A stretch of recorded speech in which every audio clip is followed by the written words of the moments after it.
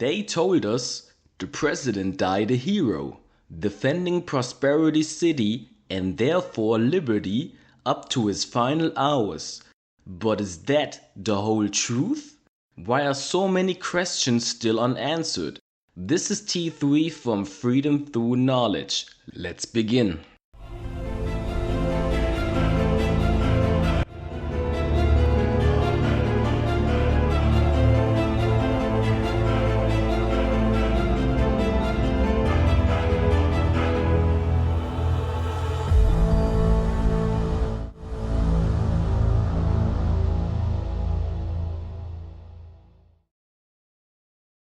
The president of Super Earth has been killed in action by the Illuminate during the fall of Prosperity City.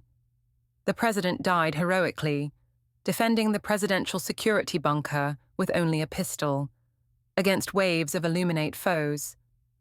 Presidential authority has been placed in the Minister of Defense. So the president died alone, with only a pistol to defend himself? And this happened while dozens of Helldivers were deployed in the region? How did the situation collapse so badly that Super Earth's most protected, most valuable citizen was left to defend himself? With a sidearm? Where was the extraction? Where are the elite guards?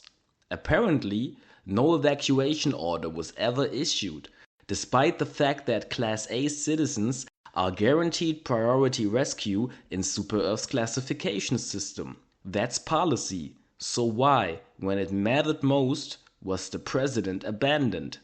Some claim he took his own life to avoid corruption. Others suggest High Command engineered a false flag, using the chaos to consolidate control. Either way, the official version leaves lots of room for speculation. Let's talk about the possibilities. 1. Strategic martyrdom.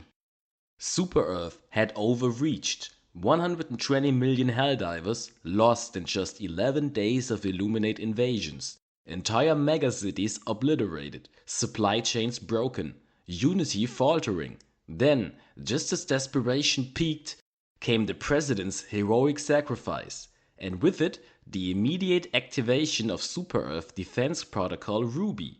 A wartime emergency that slashed ammunition shipments, limited stim distribution, and triggered full reserve mobilization. Without the president's death, Protocol Ruby would have looked like a panic move, a sign of weakness, something Super Earth cannot and will not ever admit. 2. Political elimination. High-ranking officials may have grown increasingly at odds with the president's vision, perhaps on the war scale, ethics, or control mechanisms. Rather than compromise, they chose to eliminate the political obstacle and replace him with a more obedient successor. 3. Self-termination. The most tragic possibility of all.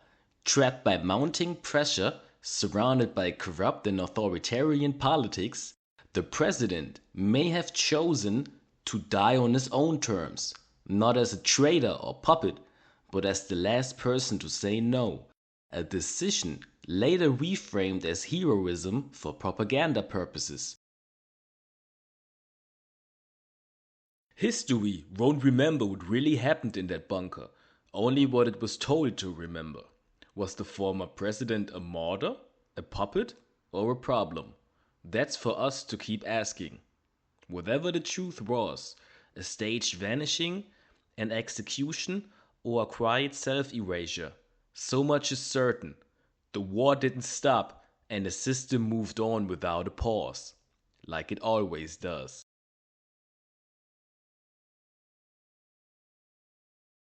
This is T3 of the FTK-Collective.